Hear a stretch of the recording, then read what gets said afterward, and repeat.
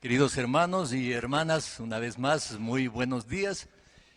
Bienvenidos a este tiempo especial aquí en la casa de oración, en este templo, para, como siempre, adorar y alabar a nuestro amado Señor y, por supuesto, recibir la palabra que en esta mañana el Señor tiene para todos nosotros. Les damos la más cordial bienvenida también a quienes nos están mirando a través de estas plataformas tecnológicas, a través del Facebook.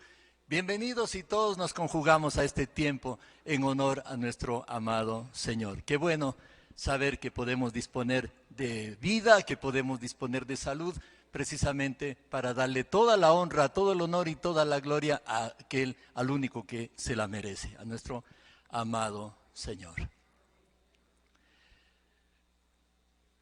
Cuentan que en cierto pueblo, en alguna ocasión se desató una sequía tremenda, terrible, y por supuesto la mayoría de esos pobladores decían que eran creyentes, o por lo menos eran creyentes, así es que se preocuparon y fueron donde el pastor a averiguar: pastor, ¿qué podemos hacer? Estamos sumamente preocupados, esta sequía nos está matando, nosotros vivimos, como usted sabe, de la agricultura, de la ganadería, y esto nos preocupa, estamos en pérdidas. ¿Qué hacemos, pastor?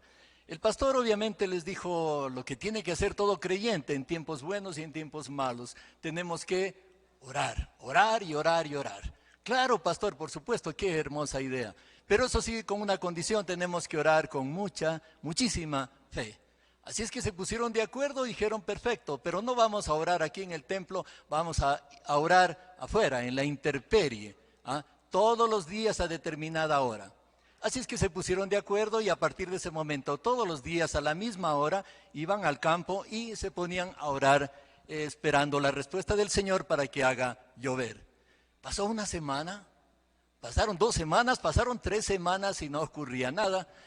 Y a la 4ª semana nuevamente la delegación llegó donde el pastor: pastor, estamos preocupados realmente, no sé, estamos un poco desconcertados. ¿Por qué? Porque no ocurre nada, pastor, llevamos 3, 4 semanas para la 4ª semana y no ocurre absolutamente nada, ni una sola gota de agua. Entonces el pastor les dice: a ver, pongámonos de acuerdo, ¿realmente ustedes tuvieron fe en todo este tiempo de oración? ¿Tuvieron fe? Claro, pastor, por supuesto que sí. ¿Cómo nos va a preguntar eso? Discúlpeme que discrepe, dijo el pastor, con ustedes.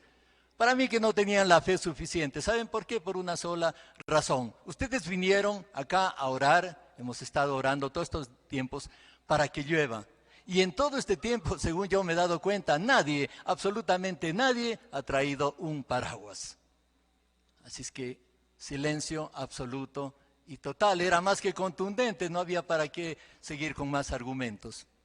Queridos amigos, queridos hermanos, queridos vecinos, queridos amigos de las redes sociales, fe es una palabra tan pequeña, 2 letras apenas, tan fácil de escribirla, ¿no? Tan fácil de pronunciarla, pero qué problema, cuánto cuesta ponerla en práctica, ¿verdad? Una piedra de tropiezo, por decir algo, inclusive para los creyentes de todas las épocas, incluyendo esta actual que estamos viviendo. La fe, la fe. Y eso creo que es precisamente lo que motivó al autor del libro que estamos estudiando en estos tiempos, para que dedique un capítulo entero, el capítulo 11, a lo que tiene que ver con la fe. Y en el capítulo 11 nos expone una especie de galería de la fe. Nuestro hermano Luis Villasís ya la semana pasada le tocó ser nuestro anfitrión, por decirlo así de alguna manera, para abrirnos esa galería, para darnos paso, acceso a esa galería que el autor de Hebreos, esa galería de la fe que el autor de Hebreos nos muestra a todos, dándonos un perfil de algunas personas, hombres y mujeres de fe probada, que deberían ser de inspiración y de motivación para todos nosotros, por supuesto, en estos tiempos. El hermano Luis nos citó ya lo que tenía que ver referente a Abel, a Noé, a Enoc, también algo de Abraham y Sara, entre otros. Y nos recordó también que en Hebreos 1 dice que la fe es ¿qué? La certeza de lo que se espera y la convicción de lo que no se ve. Y a eso le vamos a agregar nosotros, que además es poner la mirada en el eterno e invisible. Por eso precisamente el estudio de esta mañana lo hemos titulado Fe, la mirada al eterno, al invisible. Así es que antes de invitarlos a continuar con el recorrido de esta galería, quisiera pedirles que por favor me acompañen en oración. Padre amado, Dios bendito y eterno, te damos gracias una vez más en esta mañana. Gracias por este nuevo día, gracias por la salud, gracias porque nos permite respirar, tener esperanza, gozo, Señor, y reunirnos aquí una vez más, Padre amado, para poder ensalzarte, adorarte, honrarte, Señor, y recibir tu palabra. Pon en nosotros un corazón enseñable, Señor, para que la semilla de tu palabra pueda descender sobre nuestro corazón como tierra fértil, para que se constituya en obra, Señor. Gracias por tu palabra, gracias por tu mensaje, gracias por tenernos juntos, Señor, en el poderoso nombre de Jesús de Nazaret, nuestro sumo sacerdote. Amén y amén. Amén.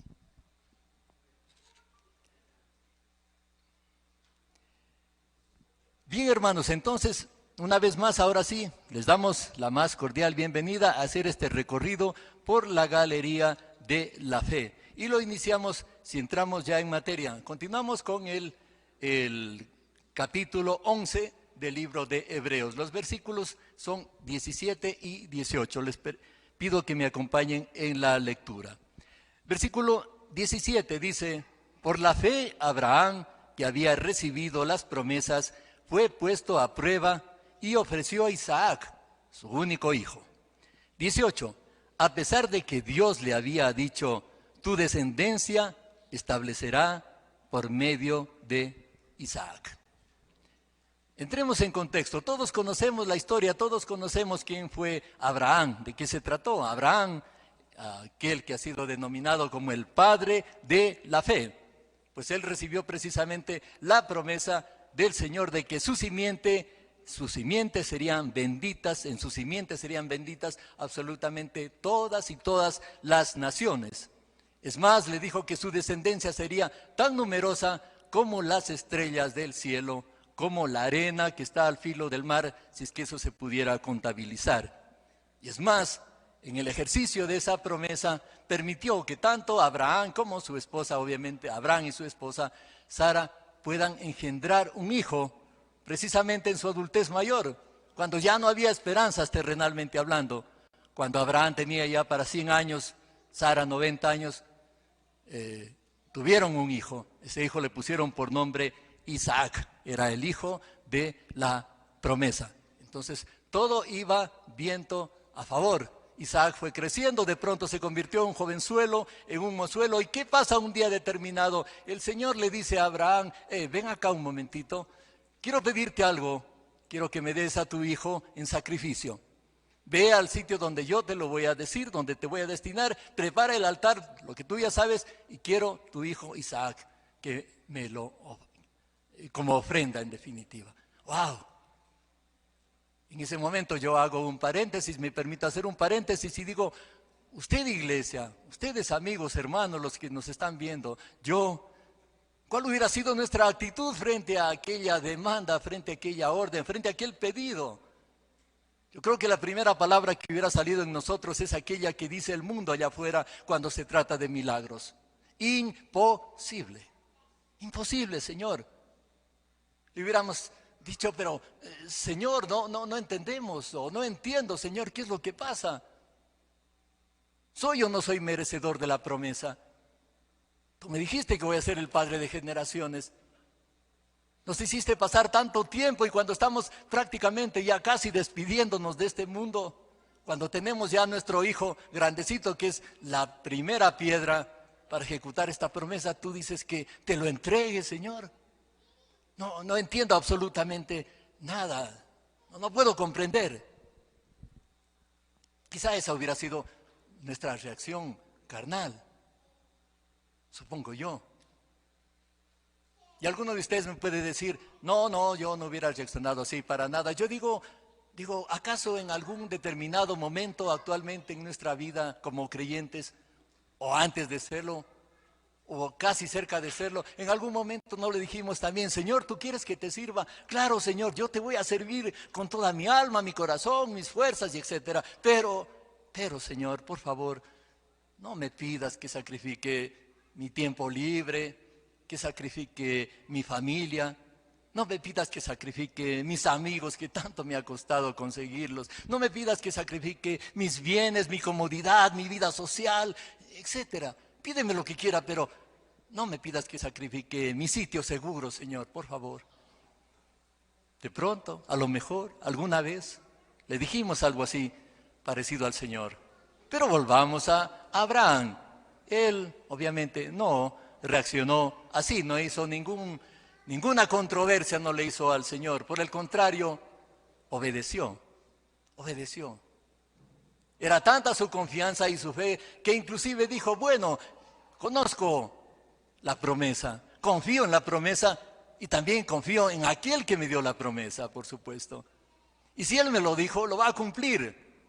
Y si mi hijo Isaac muere hoy día o mañana, Él, el Señor, con todo su poder, lo va a resucitar. Ese era su discernimiento basado en la fe. Y todos conocemos el resto de la historia. Obviamente Dios no permitió que se dé el sacrificio. Lo detuvo a Abraham en el momento oportuno.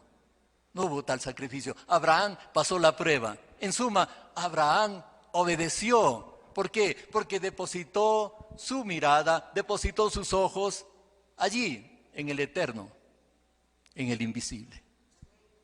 Avancemos por esta galería.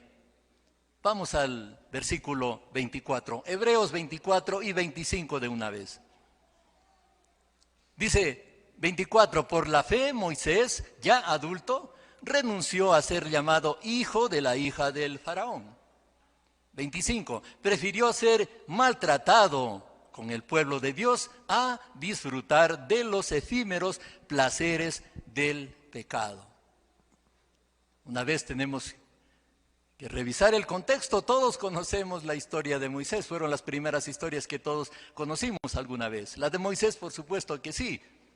Sabemos que fue hijo de una pareja de hebreos que precisamente estaban en cautiverio, estaban en Egipto en calidad de esclavos.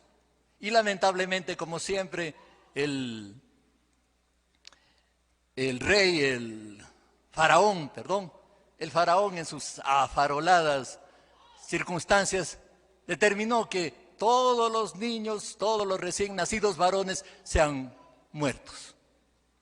Los padres de Moisés, que recibieron ya su primera muestra de cómo es un corazón cuando está lleno de esto que se llama la fe, algo les dijo, por supuesto, de que ese niño era algo especial. Aparte de ser hermoso, ese niño tenía una misión especial que se la estaba reservando el Señor para más adelante. Por lo tanto, decidieron entonces protegerlo al niño. Lo escondieron 3 meses.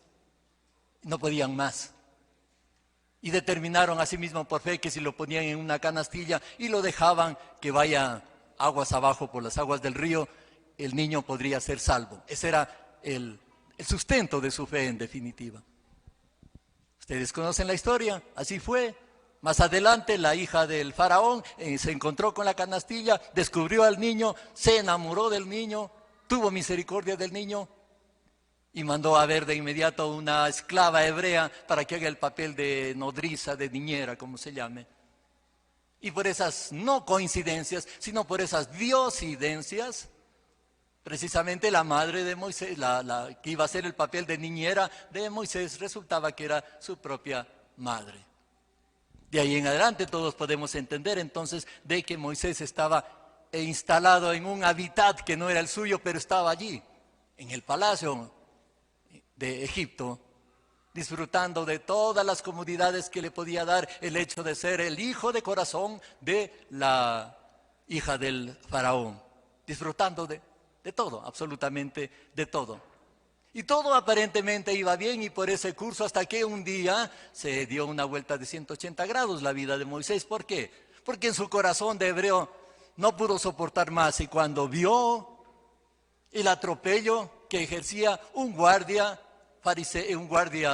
egipcio sobre un hermano suyo, un esclavo, no pudo más e intervino para detener aquella montonera, en definitiva, para detener aquella agresión. Y claro, se le fue la mano y mató al guía, al guardia egipcio. Hasta ahí llegaba todo, hasta ahí llegó todo su perfil de comodidad, de buena vida, en definitiva. Lo habían descubierto, tuvo que huir. Ese es el contexto, lo conocemos, tuvo que huir, no podía seguir más allí. Y con eso terminaba toda esa vida de boato en la que haya estado nuestro querido Moisés. Nuevamente hago un paréntesis y hago una pregunta para mí y para ustedes. Si nos ponemos en las sandalias de Moisés, ¿cuál hubiera sido de pronto nuestra decisión? ¿Cuál hubiera sido nuestra actitud, nuestra compostura? Y de pronto podríamos encontrar de que por ahí en algún sitio, nosotros en el lugar de Moisés, a lo mejor hubiéramos decidido no meternos en problemas como a veces solemos hacer. ¿Para qué meternos en problemas? ¿Para qué poner en riesgo nuestra posición? Si estábamos disfrutando de poder, de riqueza, de toda la gloria. Además, se supone que entre comillas deberíamos ser gratos con aquel que me habían dado toda esa vida, con aquellos que habían permitido que esté yo ahí cómodamente. E inclusive hasta a lo mejor podríamos engañarnos diciéndonos, bueno, yo pienso que estando aquí a lo mejor podría ayudar a mis hermanos hebreos allá. Podríamos ayudar desde acá adentro, no desde allá, desde acá adentro.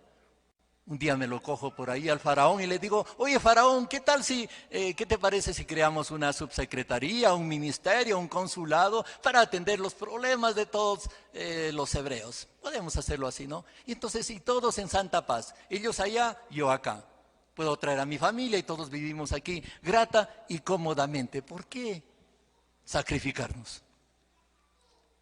Yo le digo a usted y me digo a mí mismo, nada, absolutamente nada nuevo de lo que ocurre en el mundo contemporáneo, en el mundo actual. Cuando hay alguien por ahí que quiere tocar cómo andamos de convicciones, tocar cómo estamos, comprobar cómo estamos en nuestra fe, en nuestra ética, en nuestra moralidad cristiana, y nos tienden una trampa, y nos provocan a una coima, a un soborno, qué sé yo. ¿No han escuchado esas frases o no hemos escuchado esas frases ya de cajón que suelen decirse en estos tiempos? Aprovecha. Solo se vive una vez. Olvídate de eso de la ética, de esas cosas ya no funcionan ahora. Piensa en ti. Ámate a ti mismo. Mira que la vida es corta. No seas tan puntos suspensivos. Disfruta, ahora dicen disfruta del aquí y el ahora. Pero Moisés había tomado una decisión. Moisés había renunciado prácticamente a los deleites de la riqueza, del poder, del prestigio, del reconocimiento humano que tantas veces andamos buscando. ¿Por qué? La respuesta está en el versículo 26 y leemos el 27 también. Hebreos 11, 26, 27 dice, porque consideró que el oprobio por causa del Mesías, Jesús, era una mayor riqueza que los tesoros de Egipto, porque tenía la mirada puesta, ¿dónde? En la recompensa, no terrenal, la recompensa eterna. 27, por la fe, dice Moisés, salió de Egipto sin tenerle miedo a la ira del rey, pues se mantuvo firme como si estuviera viendo ¿a quién? Al invisible, al eterno, al Señor. En otros términos, en otras palabras, Moisés puso sus ojos, puso su mirada, no en lo terrenal, sino en lo espiritual, no en lo fugaz, sino en lo eterno. No en lo visible, sino en lo invisible. Y ustedes dirán, y bueno, ¿y qué decir cuando Moisés iba con la muchedumbre, ya con el pueblo de Dios, huyendo y de pronto estuvieron entre la espada y la pared? O más concretamente, entre el mar y atrás que tenían a todos los perseguidores. ¿Y ahora qué vamos a hacer? Estamos en el filo de la prueba, en el punto más alto de la prueba para cualquiera que quiera hacer su fe probada. Y en medio de todo eso, el Señor diciendo, tranquilo Moisés, lo que tienes que hacer es agitar tu vara, extender tu mano sobre el mar y el mar se va a abrir. Oh, ya lo hemos leído y tan sencillo suena aquello. Pero hagamos otra vez un paréntesis. Usted y yo, ¿cuál hubiera sido nuestra actitud en esos momentos de prueba? ¿Cuál hubiera sido la actitud? ¿Cuál hubiera sido la primera palabra que salía nuevamente en la palestra? La misma que dice el mundo afuera cuando se trata de milagros. Imposible, absurdo. Señor, vamos a morir. Señor, ya nos pisan los talones. Señor, ¿qué? Viene la ironía. ¿Acaso hay embarcaciones? ¿Acaso nos van a crecer las orejas y vamos a salir volando? Viene la irreverencia. Usted y yo a lo mejor le hubiéramos hecho una especie de berrinche espiritual al Señor.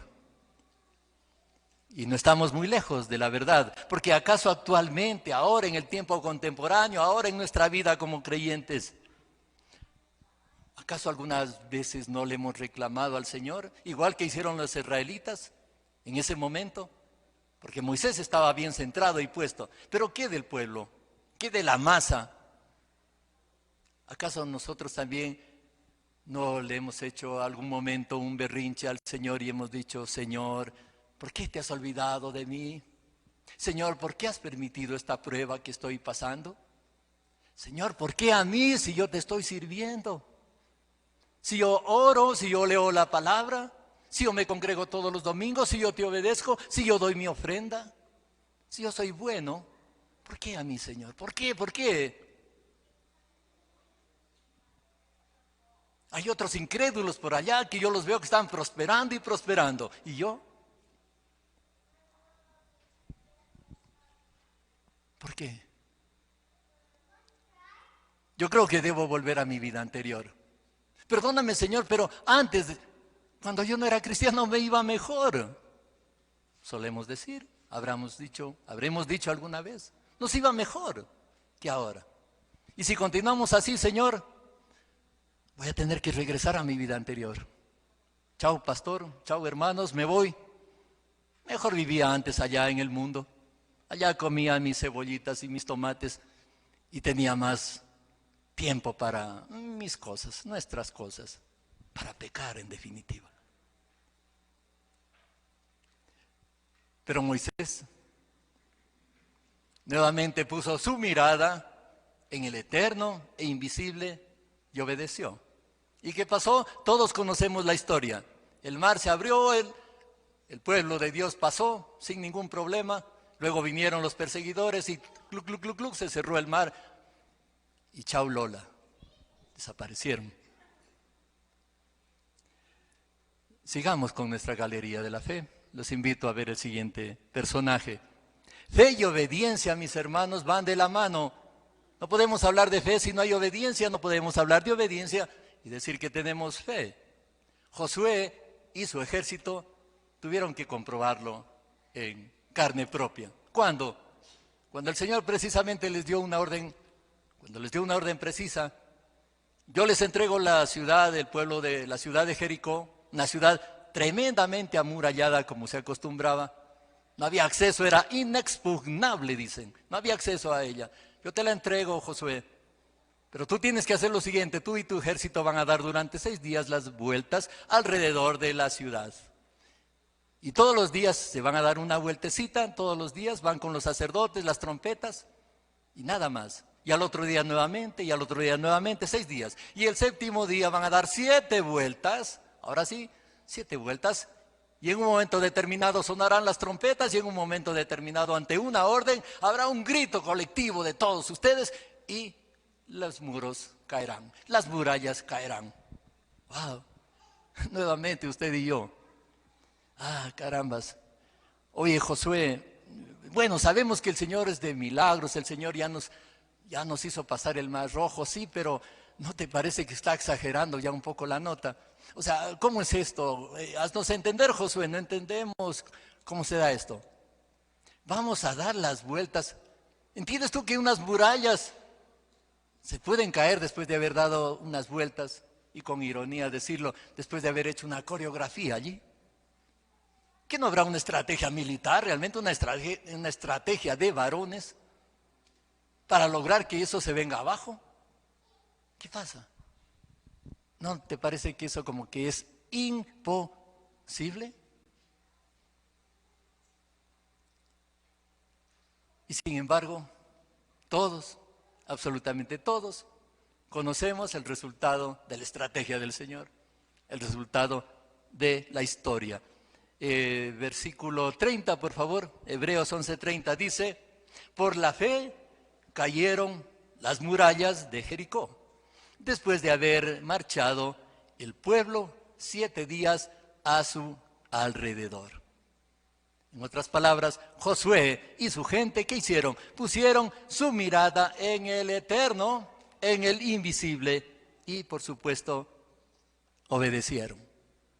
Caminemos, hermanos, sigamos, los invito, no nos estacionemos aquí. Les invito a ver otro personaje en esta galería de la fe. Y para ello, acompáñenme a leer el versículo 31, Hebreos 11:31. Por la fe, la prostituta Rahab no murió junto con los desobedientes, pues había recibido en paz a los espías. Nuevamente vamos al contexto y recordemos que, como señalábamos, Josué tenía planificado la conquista de Jericó. Por lo tanto, como parte de la estrategia, envió 2 espías para que durante el día entren, cuando estaban las puertas abiertas de la ciudad, entren y vayan a observar los detalles, en definitiva, cuán fortificada era y algunos otros detalles. En calidad de espías, todos sabemos que es un espía. Pero ya alguien los había visto y ya estaban atrás de que por ahí hay unos israelitas, parece que han entrado y cuidado, el temor estaba propagado allí en Jericó.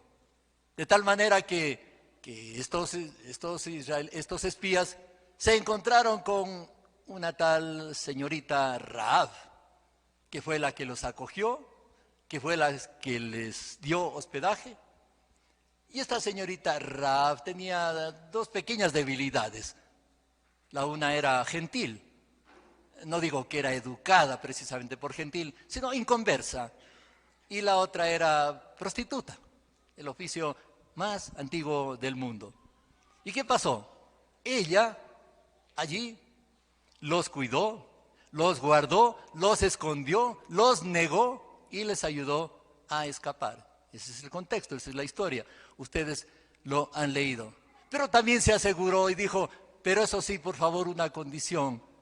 Cuando esta ciudad sea tomada por los israelitas, por favor, que a mí y a mi familia no nos pase absolutamente nada. Que nuestra vida no corra peligro, les pido, por favor. ¿Podemos hacer ese trato? Accedieron al trato, sí, accedieron al trato. E encima de eso, Rahab hizo una declaración que ya la quisiéramos muchos de nosotros, los creyentes. Ella dijo, yo sé que el Señor y Dios es Dios de dioses, tanto en el cielo como en la tierra. Wow. Y de esa manera, Rahab se salvó. Conocen ustedes la historia. Se salvó ella, se salvó su familia. Y nos guste o no nos guste, Rahab también es parte de la galería de la fe.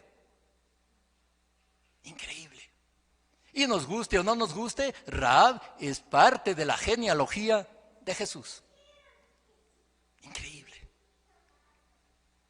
Y si yo digo nos guste o no nos guste es porque de pronto en nuestra carnalidad alguna vez leyendo, a lo mejor también dijimos lo que dice afuera el mundo.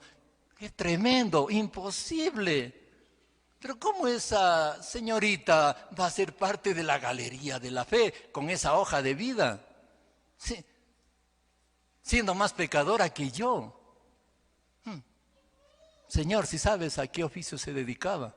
¡Wow! Lo que él, lo que yo o lo que alguno olvidábamos en ese momento de hacer esa crítica era de que a Dios no le importa el tamaño de nuestros pecados.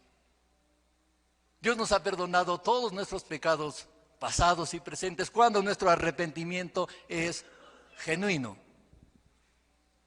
Por alguna razón y por algo, ¿verdad?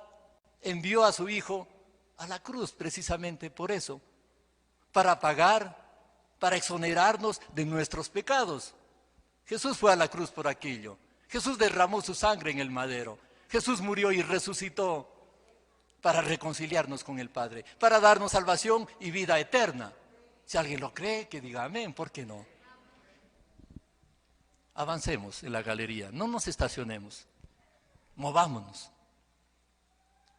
Versículo 32 y versículo 33, Hebreos 11, 32 y 33. ¿Qué dice el autor de Hebreos? ¿Qué más voy a decir? Dice él. Me faltaría tiempo para hablar de Gedeón, de Barak, de Sansón, de Jefté, de David, de Samuel y los profetas. En el 33 dice, los cuales por la fe conquistaron reinos, hicieron justicia y alcanzaron lo prometido. Cerraron boca de leones, entre otros asuntos. Y claro que sí, mis hermanos, la lista es completamente larga para un estudio así muy breve como el de hoy, ya que incluye otros héroes de la fe, otros personajes, e inclusive otros igual o parecidos a Rahab, en el sentido de que sufrían algunas falencias, algunas debilidades como nosotros de tipo carnal, por supuesto. Menciona, por ejemplo, a Gedeón, el temeroso Gedeón, el mismo que en algún momento se llegó a autodefinir como insignificante. Yo soy el más insignificante, dijo en su defensa Gedeón.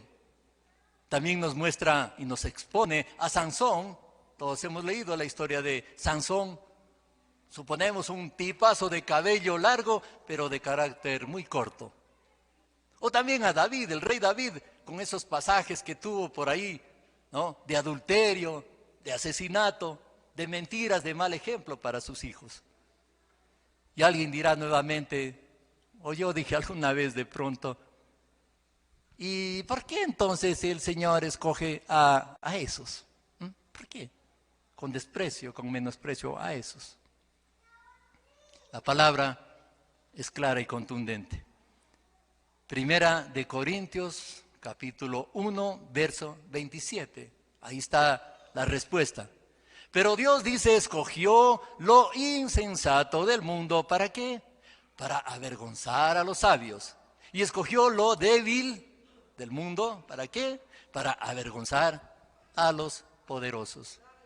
No admite más argumento la palabra del Señor.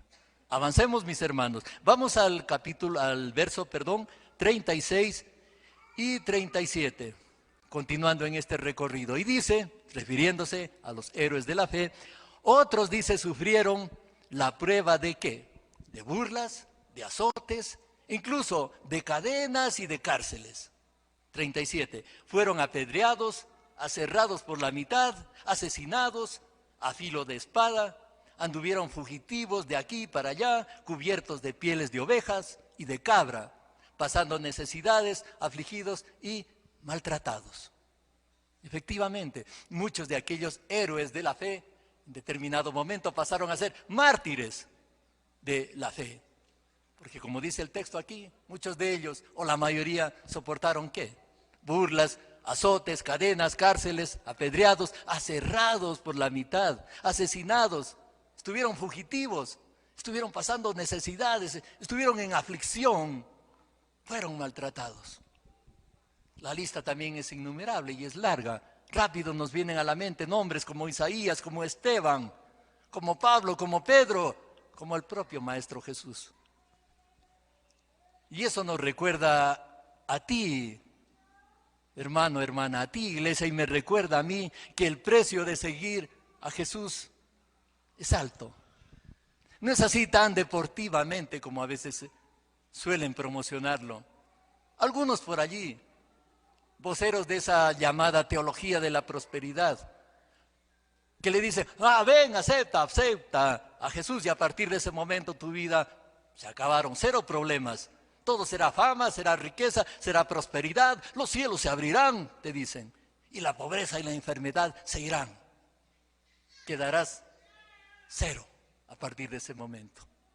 Quedarás papelito Y entonces saldrá el campeón que hay dentro de ti. Y si viene la enfermedad, reprende la enfermedad, te dicen. Y si la enfermedad no se va, es porque debes estar en pecado, hermano. Y no le pidas al Señor, no le pidas las promesas y el milagro, te dicen. Exígele, te dicen. Tienes que exigir tu promesa, tienes que exigir tu milagro. Y si el milagro no se da y si la promesa no se da es porque no tienes fe, hermano. Pacta con el Señor y etcétera de cosas. Falso, de falsedad absoluta. De falsedad absoluta. Y no es que tengamos algo en contra de la prosperidad, para nada. Claro que no, la prosperidad en sí. Pero esa no debe ser la meta del cristiano.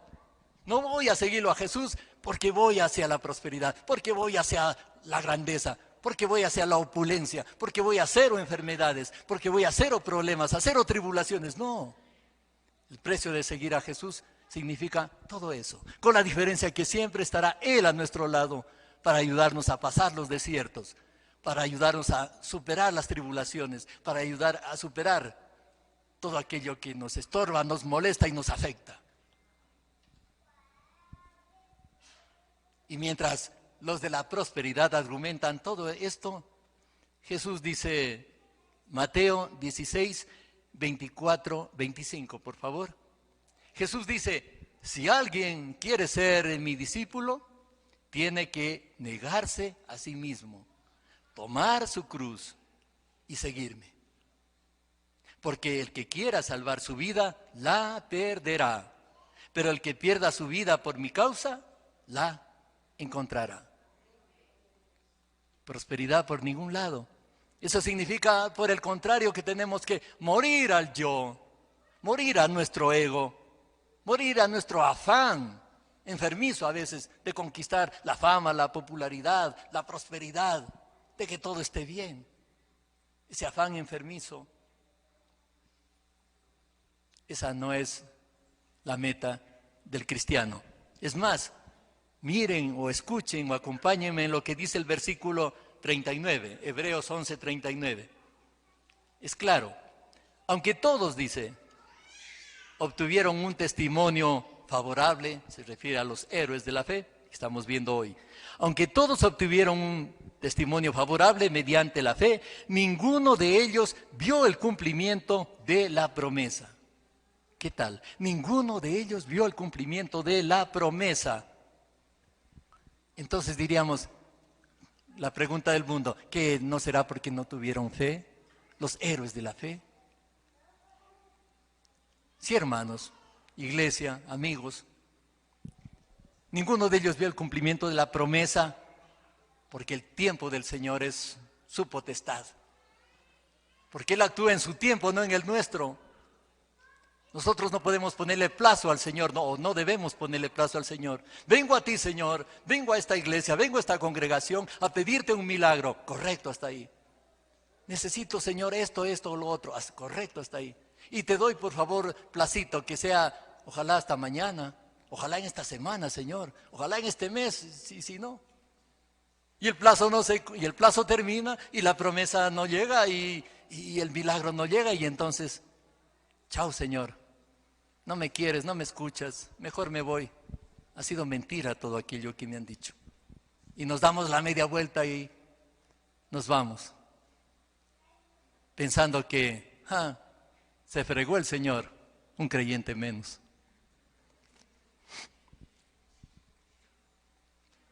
Hermanos, amigos, familia, es posible que usted y yo, su familia y la mía, precisamente aún no estemos viendo promesas que han sido para nosotros, aún no estemos viendo milagros por los cuales estamos orando constantemente. Es posible. Es posible que aún no se dé la conversión de toda nuestra familia como queremos. Es posible que aún no se dé el regreso del esposo o la esposa que abandonó el hogar. Es posible que aún no se dé la conversión de esos hijos descarriados que están por ahí, que nos sacan canas blancas, canas grises. Es posible que aún no se dé el final de esa enfermedad que tanto nos está agobiando. Es posible que aún no obtenga esto o lo otro por lo que tú, Señor, sabes que te he pedido. Es posible, hermanos, que eso aún no se dé. Pero la invitación es a que eso no nos llene de desaliento. Que eso no haga que nuestra fe mengue. Que eso no permita que nos demos la vuelta y abandonemos todo. Que hagamos apostasía y nos regresemos para Roma, o nos regresemos a los Baales, o nos regresemos a nuestra antigua manera de vivir, que dice que era mejor después de todo. El autor de Romanos, precisamente en capítulos anteriores, nos dice una palabra clave: perseverancia, que es igual a decir constancia, y que muchos han señalado sociológicamente hablando que los lojanos lo que menos tenemos es la perseverancia y la constancia. En la parte social, pero acá nosotros en la parte espiritual creemos que eso solo el Señor lo puede romper. Tenemos que ser precisamente perseverantes. Él decía, mantengamos firme la esperanza que profesamos. ¿Por qué? Porque fiel es el que hizo la promesa. Fiel es el que hizo la promesa, no nosotros, no la promesa en sí, Él, el que hizo la promesa. Así es que ante las pruebas sigamos depositando nuestra mirada, hermanos, en el eterno e invisible, y confiemos que sus promesas se van a cumplir con nosotros o sin nosotros, vivos o muertos, sus promesas se van a cumplir. Aunque el resto, aunque afuera, allá en el mundo, tu vecino, tu familiar, aquel que te quiere y no te quiere, aquel que dice que sabe mucho, te diga, eso es imposible. Por encima de aquello, recuérdale y recordemos que para Dios no hay nada imposible. Para Dios nada es imposible. En cambio, para nosotros sí hay algo imposible. Y es que sin fe no podemos agradar al Señor. Amado Señor, Padre bendito y eterno, te damos gracias una vez más por ese privilegio que tenemos de poder escuchar tu mensaje, Señor, de poder llevar nuestro corazón con tu alimento espiritual, Padre amado. Gracias, Señor, por ese recordatorio. Y ayúdanos, como decían los discípulos, ayúdanos, Señor, a reforzar nuestra fe. La necesitamos tanto y mucho más en estos tiempos conflictivos, Señor, donde el mundo parece que quiere hacerte de lado, Señor, y donde la fe es un producto de extinción allá en el mundo. Nosotros queremos cargarnos de aquello, Señor, cada día más. Gracias por tu bondad, gracias por tu misericordia, Señor, y permítenos, Padre amado, que el resto de este tiempo y de aquí en adelante, Señor, tu palabra siga haciéndose obra en nosotros. Que no sea solamente para nuestra información, para nuestras emociones, sino para ponerla por obra.